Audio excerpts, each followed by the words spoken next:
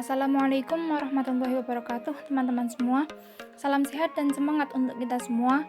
Pada kesempatan kali ini, kami dari kelompok 6 yang beranggotakan Siti Amalina Solihah, Puji Agustina, Dwi Setiarini, Dea Safitri, Nurul Aini, Nur Baiti Fauziah, dan Nafiatun Nesrina akan memaparkan hasil diskusi kami mengenai manajemen rantai pasokan dalam manajemen operasi. Langsung saja untuk yang pertama, yaitu mengenai pengertian dari manajemen rantai pasokan tersebut. Sederhananya, supply chain management atau manajemen rantai pasokan adalah mekanisme yang menghubungkan semua pihak yang bersangkutan dan kegiatan yang terlibat dalam mengkonversikan bahan mentah menjadi bahan jadi. Jadi, pihak yang bersangkutan ataupun kegiatan yang dimaksud tersebut bertanggung jawab untuk memberikan barang-barang jadi hasil produksi kepada pelanggan pada waktu dan tempat yang tepat dengan cara yang paling efisien. Dalam pengertian lain, yaitu serangkaian kegiatan yang meliputi koordinasi, penjadwalan, dan pengendalian terhadap pengadaan, produksi, persediaan, dan pengiriman produk ataupun layanan jasa kepada pelanggan yang mencakup administrasi harian, operasi, logistik, dan juga pengolahan informasi melalui pelanggan hingga ke pemasok. Fungsi dalam bisnis. Penerapan SCM atau Supply Chain Management memudahkan untuk memantau stok suatu produk dalam bisnis. Adapun fungsi dari konsep adalah sebagai berikut ini. Yang pertama, perencanaan atau planning. Fungsi ini bermakna pembuatan rangkaian rencana dari meraih tujuan dari suatu perusahaan. Yang kedua, pengaturan atau organis. Artinya, perusahaan harus mengorganisasi hal-hal teknis dan non-teknis untuk mencapai tujuan. Yang ketiga, sumber daya manusia atau staf. Perusahaan memerlukan staf atau tenaga kerja untuk menjalankan rencana yang sudah dibuat. Dengan begitu, tujuan perusahaan akan tercapai. Yang keempat, instruksi atau directing. Perusahaan menghadirkan pedoman atau instruksi yang ditaati oleh semua staf yang berperan mewujudkan rencana atau tujuan suatu bisnis. Yang kelima, pengawasan atau controlling. Fungsi pengawasan untuk memastikan bahwa standar operasional dan instruksi yang diberikan selaras dengan tujuan dan rencana perusahaan. Harapannya proses produksi berlangsung secara maksimal. Selanjutnya, manfaat manajemen rantai pasokan. Jika menerapkan manajemen rantai pasokan dalam perusahaan, maka akan mendapatkan 4 manfaat berikut ini. Yang pertama, mendapatkan kepuasan pelanggan. Kepuasan konsumen bisa didapatkan jika mereka merasa puas dengan pelayanan perusahaan. Jika pelanggan puas, maka mereka menjadi konsumen setia yang memakai produk Anda dalam jangka waktu lama. Yang kedua, meningkatkan laba. Makin banyak konsumen setia, makin bertambah juga laba perusahaan karena produk yang ditawarkan terjual habis. Yang ketiga, menurunkan biaya. Manfaat itu tercapai karena adanya pengintegrasian aliran produk dari perusahaan kepada pelanggan akhir. Pengurangan biaya terjadi karena biaya dalam jalur distribusi terpangkas. Yang keempat, pemanfaatan aset tinggi. Aset, terutama tenaga kerja, makin terlatih dan terampil dari segi pengetahuan dan keterampilan. Selain itu, tenaga kerja pun makin mahir memberdayakan penggunaan teknologi. 3 sistem rantai pasokan dan manajemen rantai pasokan. Dalam melakukan manajemen rantai pasokan, terdapat 3 komponen yang kegiatan dilakukan. Ketiga sistem tersebut antara lain, yang pertama, upstream supply chain, yaitu pengelolaan, perpindahan produk yang dilakukan antara perusahaan dengan vendor, penyedia bahan baku, dan perusahaan juga menempatkan diri sebagai penghubung dan koneksi utama kepada konsumen yang akan memasarkan produknya. Kemudian yang kedua, downstream supply chain, yaitu pendistribusian produk dari perusahaan ke konsumen. Biasanya, produk ini dilakukan langsung oleh perusahaan tanpa menggunakan jasa vendor penyetok barang. Kemudian yang terakhir, internal supply chain, yaitu pengelolaan ketersediaan bahan baku, pasokan bahan baku, serta proses fabrikasi yang dilakukan oleh sistem manajemen. Sistem internal supply chain memiliki aktivitas utama yang terdiri dari manajemen produksi dan fabrikasi untuk mengendalikan bahan baku. Selanjutnya, jenis persediaan dalam rantai pasokan. Terdapat 4 jenis persediaan. Yang pertama, bahan baku atau raw materials. Mata rantai pertama ada di pabrik pembuat bahan baku, dan mata rantai terakhir ada di pabrik pembuat produk akhir atau bukan di konsumen akhir. Bahan baku ini di pabrik pembuat produk akhir digabung dengan bahan penolong dan dengan teknologi tertentu diolah menjadi bahan setengah jadi dan bahan jadi. Kemudian yang kedua, barang setengah jadi atau work in process product. Bahan setengah jadi adalah hasil dari proses bahan baku. Bahan setengah jadi dapat langsung diproses di pabrik yang sama menjadi bahan jadi, tetapi dapat juga dijual kepada konsumen sebagai komoditas. Persediaan jenis ini adalah persediaan yang digunakan untuk menunjang pabrik membuat barang jadi. Kemudian yang ketiga, barang komoditas atau komoditi. Barang yang dibeli oleh perusahaan tertentu sudah dalam bentuk barang jadi dan diperdagangkan, atau dapat diartikan dijual kembali kepada konsumen. Di perusahaan tersebut, barang ini diproses lagi, misalnya diganti bungkusnya atau diperkecil kemasannya, tetapi dijual lagi langsung dalam bentuk asli seperti saat dibeli. Mata rantai persediaan jenis ini bermula dari pabrik pembuat komoditas tersebut dan berakhir pada konsumen akhir pengguna barang tersebut. Barang komoditas kadang-kadang juga disebut pre-sales komoditas karena memang barang tersebut dibeli untuk dijual lagi dengan keuntungan tertentu. Kemudian yang keempat, persediaan ini merupakan material dan suku cadang yang digunakan untuk membangun proyek tertentu, misalnya membuat pabrik baru. Mata rantai panjangnya hampir sama dengan MRO Materials. Jadi, bermula dari pabrik pembuat barang-barang tersebut dan berakhir di perusahaan pembuat barang jadi yang dimaksud.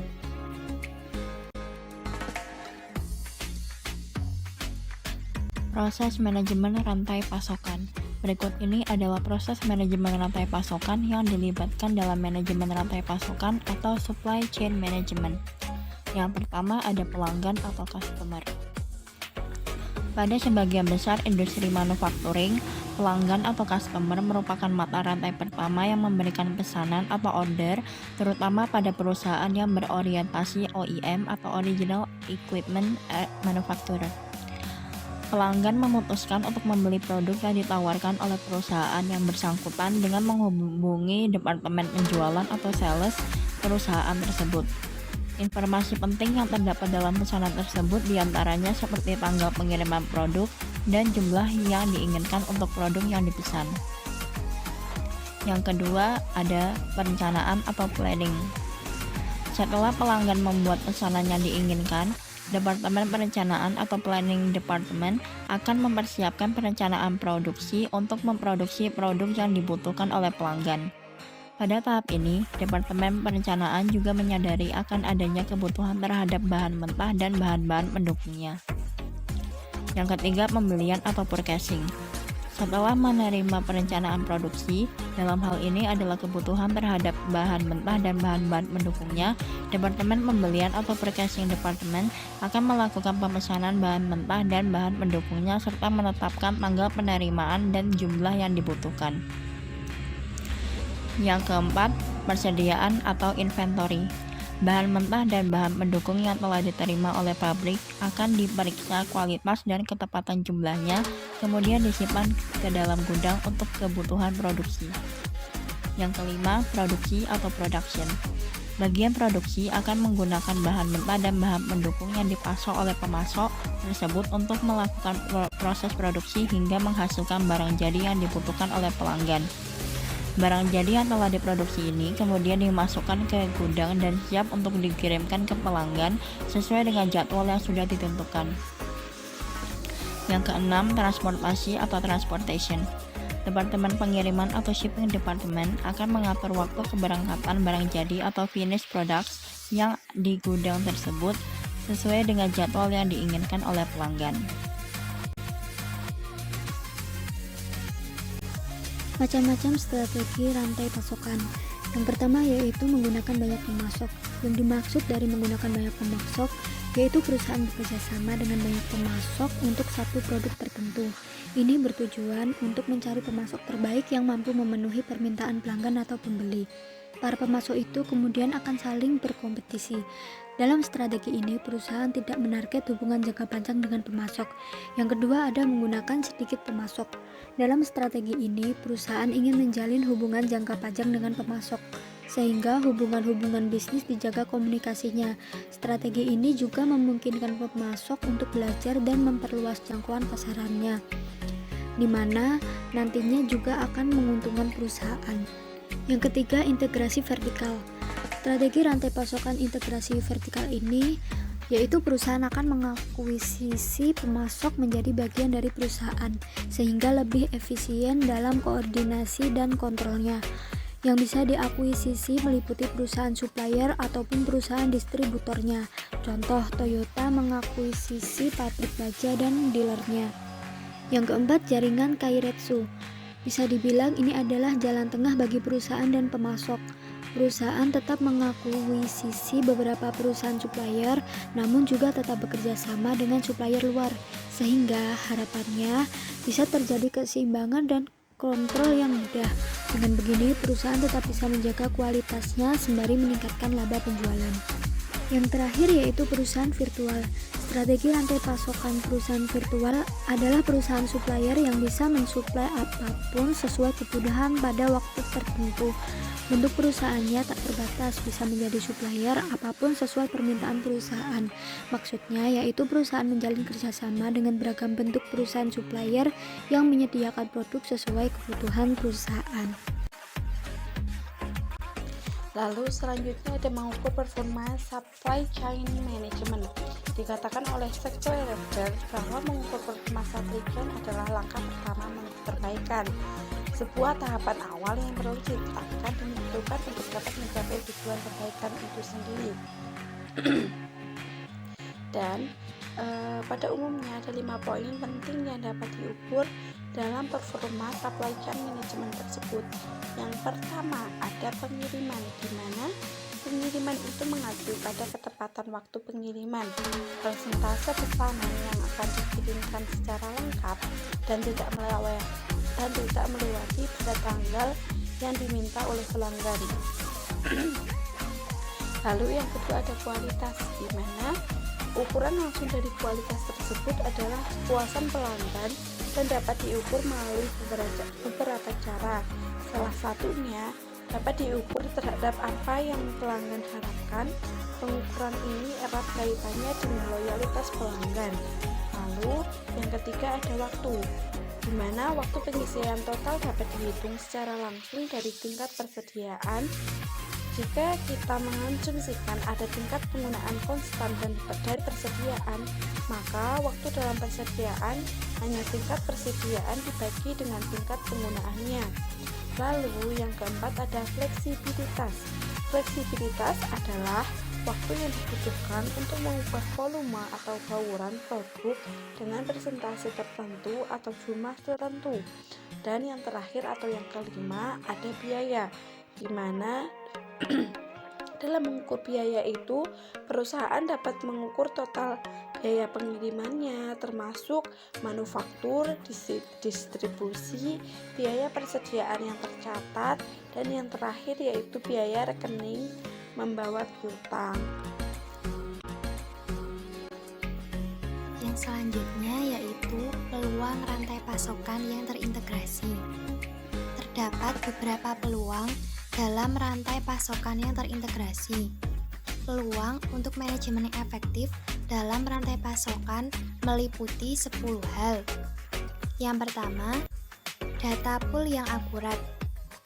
Data pool yaitu data penjualan yang menganjurkan transaksi untuk menarik produk melalui rantai pasokan. Yang kedua, ada pengurangan ukuran lot. Kurangi ukuran lot dengan manajemen yang agresif.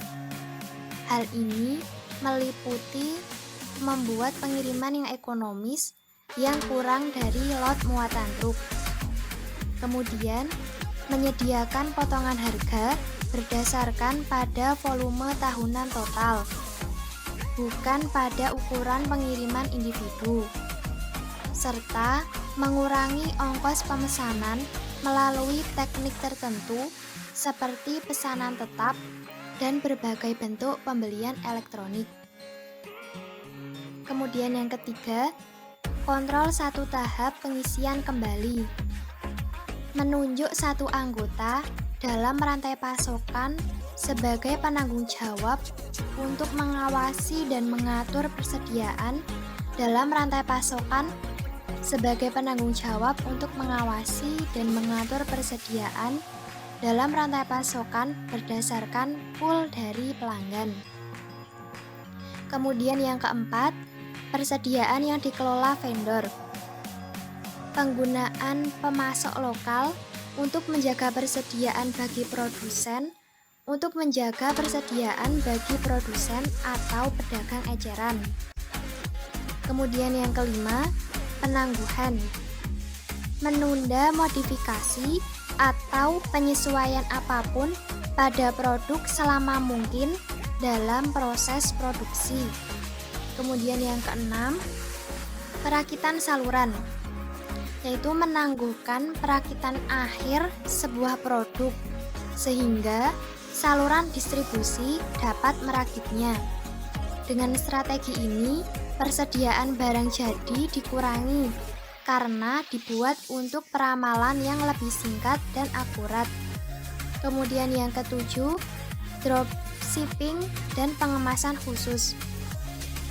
Pengiriman langsung dari pemasok ke konsumen dan bukan dari penjual, yang menghemat waktu dan biaya pengiriman ulang. Kemudian yang kedelapan, blanket order. Ini merupakan sebuah komitmen kesanggupan pembelian jangka panjang bagi suatu pemasok untuk barang yang akan dikirim berdasarkan dokumen pelepasan jangka pendek. Kemudian yang kesembilan ada standarisasi, yaitu mengurangi banyaknya variasi dalam komponen dan material untuk membantu mengurangi biaya. Kemudian yang ke-10 ada pemesanan elektronik dan pemindahan dana. Pemesanan elektronik dan pemindahan dana mengurangi transaksi dengan menggunakan kertas. Departemen pembelian dapat mengurangi banyaknya pekerjaan ini dengan menggunakan pemesanan secara elektronik untuk membayar unit yang diterima. Pemesanan elektronik tidak hanya dapat mengurangi pekerjaan administrasi, tetapi juga mempercepat siklus pembelian tradisional yang panjang. Demikianlah materi yang dapat kelompok kami sampaikan. Apabila ada kekurangannya, kami mohon maaf. Nun wal qalami wa ma yasturun. Wassalamualaikum warahmatullahi wabarakatuh.